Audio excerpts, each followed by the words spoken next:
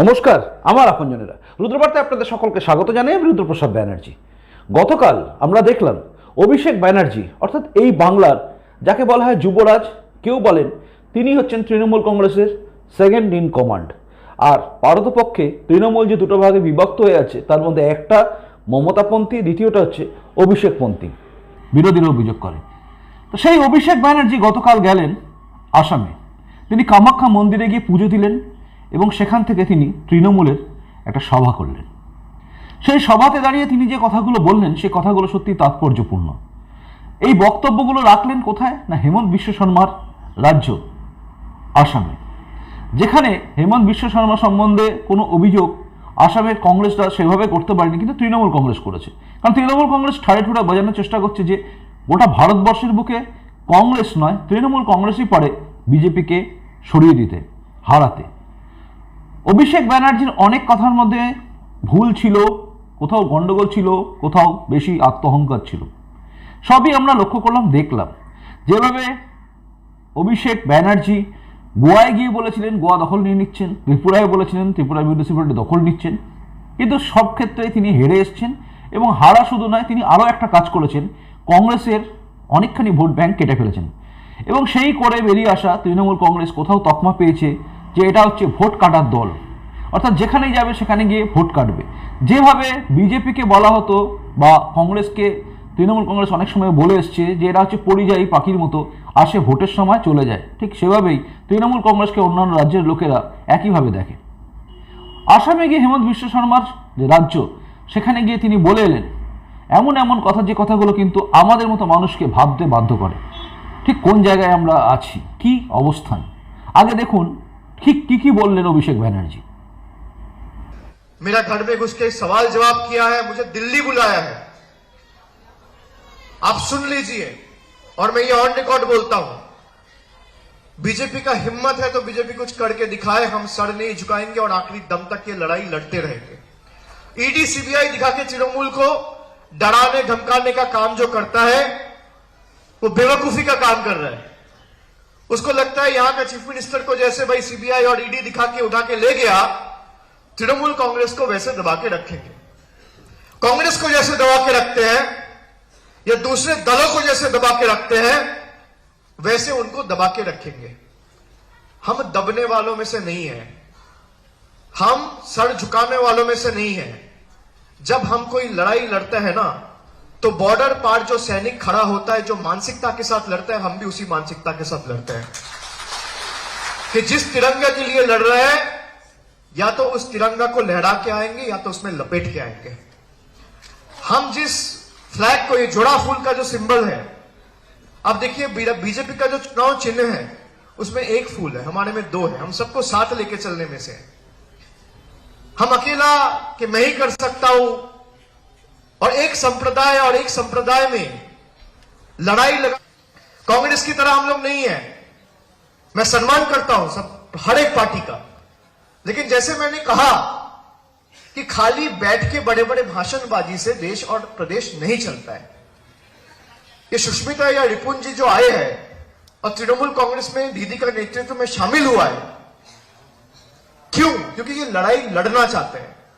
इनको लड़ाई लड़ने का प्लेटफॉर्म नहीं मिलता है, मंच नहीं मिलता है। इन लोगों को लगता है कि हम बीजेपी को हरा सकते हैं, बीजेपी के खिलाफ लड़ सकता है, लेकिन कांग्रेस वाले लड़ने नहीं देता है। और बाकी जो दो तीन दल हैं जिनके साथ अलायंस करके ये लोग लड़ रहे हैं, इनका क्या अंडरस्टैंडिंग है मुझसे ज्यादा आपको पता है। तो मैं आपको यकीन दिलाता हूं, तृणमूल कांग्रेस कुछ भी हो, मरते दम तक आपके साथ कभी बेईमानी नहीं करेगा, आपके भरोसा के साथ कभी खिलवाड़ नहीं करेगा। आपने हर एक पार्टी को मौका दिया, एक बार आप तृणमूल कांग्रेस को मौका दो, और उस शुरुआत के लिए अभी से हम लोग को काम करना पड़ेगा। और 2024 में, 26 में तो जब विधानसभा चुनाव होगा, हर एक सीट में तृणमूल कांग्रेस लड़ेंगे, लेकिन 14 में 10 सीट जिताना है। और 10 सीट जीतने के लिए आज से जो प्रयास करना पड़े, जितनी ताकत लगानी पड़े, ग्राउंड में जितना मेहनत करना पड़े, हम लोग को करना पड़ेगा। और उस দেখলেন এবং শুনলেন। আমি কিছুটা অংশ তুললাম, কারণ প্রায় 21 মিনিট বা 22 মিনিটের বক্তব্য তিনি রেখেছিলেন ততটা দেওয়া সম্ভব নয়, এবং তার জন্যে একটা পার্ট আপনাদের শোনালাম। সেই পার্টটা শুনে আপনারা বুঝলেন, এবং এই পুরো অভিষেক ব্যানার্জির কথার মধ্যে ছিল যে এখানকার রাজত্ব এবং অন্য রাজত্ব দেখুন, কংগ্রেসের বিরুদ্ধে মানে কংগ্রেস বিজেপির বিরুদ্ধে লড়তে পারে না, কংগ্রেসের বিরুদ্ধে তার বিষোদ্গার ছিল, কংগ্রেস পারবে না, পারবে একমাত্র তৃণমূল কংগ্রেস। যদিও কংগ্রেস থেকে সৃষ্টি হওয়া তৃণমূল কংগ্রেস এবং তারপরে কংগ্রেসের হাত ধরেই ক্ষমতায় আসা এই রাজ্যে তৃণমূল কংগ্রেস আজ কংগ্রেসকে মোছে না।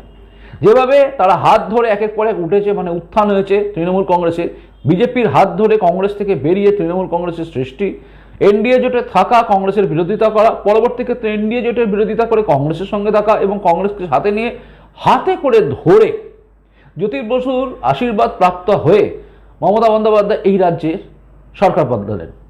পরবর্তী ক্ষেত্রে তিনি সরিয়ে দিলেন কংগ্রেসকে এবং কংগ্রেস থেকে বেরিয়ে গেলেন, কংগ্রেস দল থেকে মোটামুটি লোকেরা চলে এলো। আজকে যাদের দেখছেন মানে কথাবার্তা বলছে তাদের ম্যাক্সিমাম লোকই প্রায় কংগ্রেস থেকে আসা, যদিও তৃণমূল কংগ্রেসটা কংগ্রেস থেকে তৈরি হয়েছে।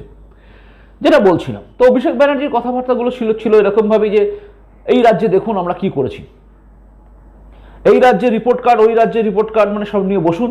এই রিপোর্ট কার্ডের গল্পটা সবসময় ছিল। ডায়মন্ড হারবারের রিপোর্ট কার্ড নিয়ে তিনি রাজ্যের মুখ্যমন্ত্রীর বিরুদ্ধেও বসতে পারেন, কারণ তার ডায়মন্ড হারবার হচ্ছে আবার আরেকটা জায়গা। যেভাবে মমতা বন্দ্যোপাধ্যায় বাংলাকে ভাবেন আলাদা, ভারতবর্ষ থেকে আলাদা রাজ্য, মানে একটা দেশ ভাবেন, সেইভাবে অভিষেক ব্যানার্জি আবার ডায়মন্ড হারবারকে ভাবেন যে পশ্চিমবঙ্গের মতো একটা আলাদা রাজ্য। কাজে তিনি সেখানকার আবার রিপোর্ট কার্ড নিয়ে রাজ্যের বিরুদ্ধে বসতে পারেন। কাজে এই ভাগাভাগি করা এবং ভাঙাভাঙি করা তৃণমূল কংগ্রেস কিন্তু আসামে গিয়েও তার পা ফেলল। দেখুন, তার বক্তব্যের অনেক জায়গায় ভুল, অনেক জায়গায় ত্রুটি যেগুলো আছে সেগুলো ধরা যেতেই পারে। তিনি বলেছেন যে এই বিজেপিকে তারা বারবার হারিয়ে এসছেন, অর্থাৎ বিজেপিকে কীভাবে হারাতে হয় একমাত্র তৃণমূল কংগ্রেস জানে। দুঃখের বিষয় এই যে সর্বৈব মিথ্যে কথা এবং এরপরে হাততালি এবং মিডিয়ার যে বহর করে দেখানো, মানে বড় বড় করে দেখিয়ে দেওয়া, এসব দেখে একটা জিনিস প্রশ্ন ওঠে, বিজেপিকে হারালেন কোথায়? বিজেপি কি ক্ষমতায় ছিল? না, ক্ষমতাচ্যুত করা হচ্ছে আসল কথা। ক্ষমতায় ছিল তৃণমূল কংগ্রেস, তাদের সমস্ত কিছুই ছিল, ক্লাব থেকে শুরু করে সবাইকে কিনে নেওয়ার চিন্তা করা। তৃণমূল কংগ্রেসকে লড়তে হয়েছে বিজেপির সঙ্গে, বিজেপির ম্যাক্সিমাম নেতা বাইরে থেকে এসছে, এইটা একদম সত্যি কথা, যারা বাইরে থেকে এসেছিল বলার জন্য, কিন্তু বাইরে মানে বিদেশ থেকে নয়, তারা অন্য রাজ্য থেকে এসেছিল। কিন্তু সেগুলোকে বহিরাগত তকমা দেওয়া এবং ব্যাপক হারে প্রচার, মুসলিমদেরকে মধ্যে ভয় ধরিয়ে দেওয়া যে বিজেপি এলে পরে সর্বনাশ করে দেবে, এবং তারপরে ওই গরুর দুধ দেওয়া গরুর লাথি খেতে হয় আর কি, এই টাইপের কথা বলে মমতা বন্দ্যোপাধ্যায়ের মাথায় হিজাব লাগিয়ে এবং সব কিছু করে সার্বিকভাবে হিন্দু মুসলিম ভাগাভাগি করেই ভোটটা পেয়েছিলেন তৃণমূল নেত্রী বা মমতা বন্দ্যোপাধ্যায় বা তৃণমূল কংগ্রেস, যদিও মমতা বন্দ্যোপাধ্যায় হেরেছিলেন।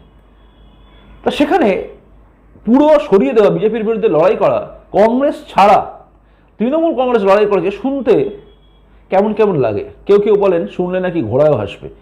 যে ঘোড়ায় হেসেছে কিনা জানি না, তবে আমার মনে হলো একটু হাস্যস্কর ব্যাপার, কারণ গোটা দেশে কংগ্রেসকে সরিয়ে দিয়ে তৃণমূল কংগ্রেস লড়াই লড়বে বিজেপির বিরুদ্ধে, ভাবলে কংগ্রেসের কথাই ঠিক হয় যে বিজেপির ভোটে জেতানোর জন্য, কংগ্রেসের ভোট কাটার জন্য তৃণমূল কংগ্রেসের উত্থান।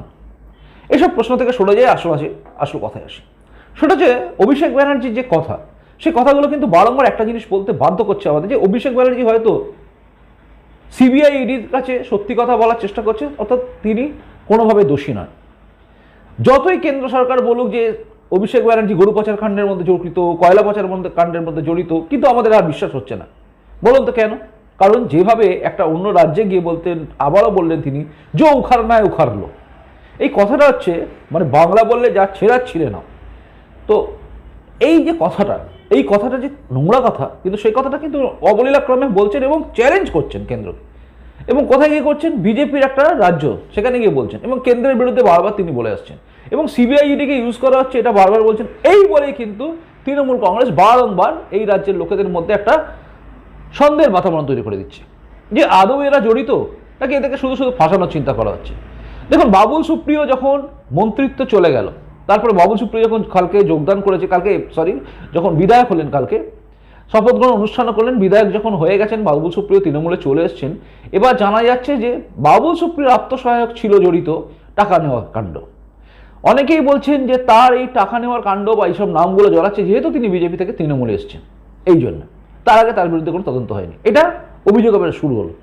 বাস্তব সত্যি হচ্ছে বাবুল সুপ্রিয় যে পদ, মানে মন্ত্রিত্ব চলে গেছে, তার পেছনে এটার কারণ ছিল কিনা সেটা নিয়েও একটা প্রশ্ন আছে। মানে তার জড়িত হয়ে থাকার ঘটনাটা তো আজকে না, অনেকদিন থেকে তদন্ত চলছে। সেখান থেকে দাঁড়িয়ে সেটার জন্যই কি বাবুল সুপ্রিয়কে পদ থেকে সরিয়ে দেওয়া হলো, মন্ত্রীর পদ থেকে, সেটা নিয়েও প্রশ্ন। বাবুল সুপ্রিয় কেন সরে গেলেন সেটা নিয়েও প্রশ্ন থাকছে। এসবগুলো থাকবে, কিন্তু একটা প্রশ্ন বারবার আসে, সেটা হচ্ছে কেন সিবিআই ইডি আর কিছু বলে না? সিবিআই ইডি ডাকছে, ডেকে পাঠাচ্ছে, কোর্টে আসছেন যাচ্ছে, এই যেন লং প্রসিডিওর। ওই সেই বিখ্যাত সানি দেওয়ালের ডায়লগের মতো, ঘায়েলের না কি নাম ছিল, দামিনী, তারিখ পে তারিখ, তারিখের পর তারিখ, তারিখের পর তারিখ পড়ে যাচ্ছে যেন। এক অদ্ভুত জিনিস দেখছি, মানে আজ দেখছি ওনার বিরুদ্ধে গ্রেপ্তারি পড়াও না, কাল দেখছি কোনো কিছুই নেই। আজ দেখছি ওনাকে ধরা হবে, কাল দেখছি আবার কিছু নেই। আজ শুনছি হাত পৌঁছে গেছে, কাল শুনছি হাত গুটিয়ে গেছে। এইরকম যদি চলতে থাকে তাহলে সাধারণ মানুষের মন কিন্তু আস্তে আস্তে ভাঙছে। কেন্দ্রীয় সরকারের উচিত এই বিষয়টা ভাবা, কারণ যদি জড়িত না হয়ে থাকে তাহলে ক্লিন চিট দিয়ে দেওয়া উচিত যে কোনোভাবে জড়িত নয়, গরু পাচার কাণ্ড হয়নি, কয়লা পাচার কাণ্ড হয়নি, বা হলেও তার মধ্যে অভিষেক ব্যানার্জি এবং রুজিরা নারুলা ব্যানার্জি এবং তার যারা সব জড়িত আছে তারা কেউ জড়িত না।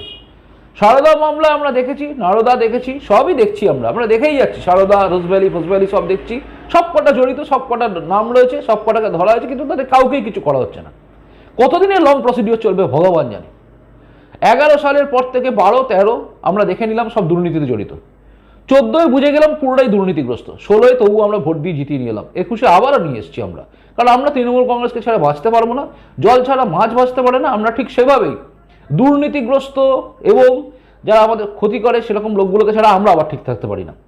অর্থাৎ আমাদের মজ্জায় ঢুকে গেছে সহ্য করে নেওয়া, সেখানে দাঁড়িয়ে আমরা দেখছি। কিন্তু একটা প্রশ্ন আসে যে এরা যদি সত্যি কিছু না করে থাকে তাহলে কেন করা হচ্ছে, কেন এদের বিরুদ্ধে সিবিআই ইডি করা হচ্ছে? অর্থাৎ এই প্রশ্নটা কিন্তু বারংবার উঠবে, এবং এই প্রশ্নটা তুললেই আবার হয়ে যাবে, তকমা এসে যায় যে বড্ড বেশি উল্টো কথা বলছেন। কিন্তু এটা স্বাভাবিক, মানুষের প্রশ্ন উঠবে। এইখানে দাঁড়িয়ে কিন্তু সিপিএম তার জায়গা ফেরে পাওয়া জায়গা করছে, এবং কংগ্রেস একই কথা বলে যাচ্ছে যে এরা সেটিং রয়েছে যার জন্য কিছু হচ্ছে না। এটা কিন্তু ভয়ঙ্কর বিষয়, কারণ অন্যান্য রাজ্যে কোনো কিছু হলে সিবিআই ইডি যেভাবে তৎপরতার সঙ্গে একের পর এক গ্রেপ্তার করছে, মহারাষ্ট্র আমরা দেখেছি একের পর এক জিনিস হচ্ছে, গ্রেপ্তার হয়ে যাচ্ছে, উত্তরপ্রদেশেও গ্রেপ্তার হয়, এই রাজ্যে কেন হয় না, এটা প্রশ্ন আসে। এবং সেই প্রশ্নটা একটাই জায়গায় ঘুরপাক খায়, অভিষেক ব্যানার্জি যখন অন্য রাজ্যে গিয়ে বড় বড় করে কথা বলে, জো উখার নেয় উখার হলো, তখন প্রশ্ন আসে যে সত্যি তো জড়িত নাকি এরকম ফাঁসানো খেলা চলছে, সত্যিটা সামনে আসার দরকার আছে। আমরা চাই যে দোষী তার শাস্তি হোক। মমতা বন্দ্যোপাধ্যায় বলেন যে আমার নামও যদি দোষী থাকে, দোষী হয়, তাহলে আমাকেও শাস্তি দেওয়া হোক। যদিও তৃণমূল কংগ্রেসের লোকেরা শাস্তি পায় না, তৃণমূল কংগ্রেসের জামা নেয়, কিন্তু এই দেশে তো শাস্তি পাওয়ার বিধান আছে। ইডির ওপর তো ভরসা রাখতে পারি, সিবিআইয়ের ওপর তো ভরসা রাখতে পারি। আপনি কি ভাবছেন বলুন? আমার সোজাসুজি প্রশ্ন আপনার কাছে, আপনার কি মনে হয় এটা কি আবারও সেটিংয়ের দিকে যাচ্ছে, নাকি আদৌ গ্রেপ্তার করা হবে? বিজেপির কোনো নেতৃত্ব যদি দেখেন ভিডিওটা, তাহলে আপনাদের কাছে একটা প্রশ্ন, জনগণের কাছে কি জবাব দেবেন? জনগণ কিন্তু বারবার জানতে চাইবে যে কি হচ্ছে এটা। একজন যাকে বলা হচ্ছে জড়িত আছে এই গরু পাচার, কয়লা পাচার কাণ্ডের মতো কাণ্ডে, ঘটনায়, সে অন্য রাজ্যে গিয়ে বহাল তবিতে বলে জো উখার নেয় উখার হলো, আমাকে জড়ানো হচ্ছে, আমাকে ফাঁসানো হচ্ছে, আমরা কিচ্ছু করে নেই, সিবিআই ইডি দিয়ে ভয় দেখানো হচ্ছে। বিনয় মিশ্র ধরা পড়ে, বিকাশ মিশ্র ধরা পড়ে, বিনয় মিশ্রকে খুঁজে বেড়ানো হয়, অনুব্রত মণ্ডলকে ডাকা হয়, অনুব্রত মণ্ডল যান না, তিনি সময় দেন 21 তারিখে, যাবো আমি 21 তারিখের পরে দেখা করবো। অর্থাৎ এই যে সমস্ত বিষয়টা হচ্ছে, তারপরে সব কিছু চুপচাপ, একের পর এক চার্জশিট জমা পড়ছে কি পড়ছে না জানতে পারছি না। সারদা কাণ্ড এতদিন ধরে টানছে কেন? কেন রোজভ্যালি কাণ্ডে কিছু হচ্ছে না? কেন একের পর এক চিটফান্ড কাণ্ডে নেতাগুলো যারা জড়িত আছে তাদেরকে ধরে টানা হচ্ছে না? এসব প্রশ্ন কিন্তু ঘুরপাক খাচ্ছে জনগণের মনে, আর তার জন্য জনগণ কিন্তু আস্তে আস্তে ভাবছে আদৌ এটা হবে নাকি না, সেটিং ফেটিং আছে। প্রশ্নের উত্তর আপনাদের দিতেই হবে, জনগণের কাছে আপনাদের দিতে হবে উত্তর, কারণ জনগণ তাকিয়ে আছে আপনাদের দিকে।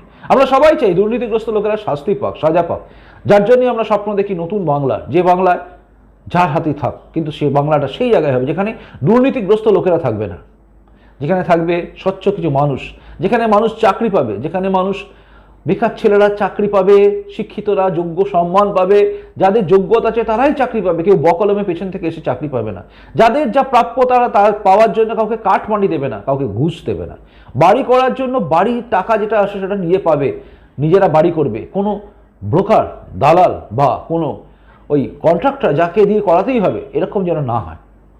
আমার ইচ্ছে হলো আমি যেভাবে খুশি করতে পারি, কারণ টাকা কেন্দ্র সরকার দিচ্ছে, প্রকল্পগুলো সব যেন মানুষ পায়, বাড়িতে বাড়িতে জল পৌঁছানোর জন্য টাকা যেন কেউ না নিয়ে নেয়, এগুলো দেখার ইচ্ছে আমাদের থাকে, আমাদের স্বপ্ন থাকে।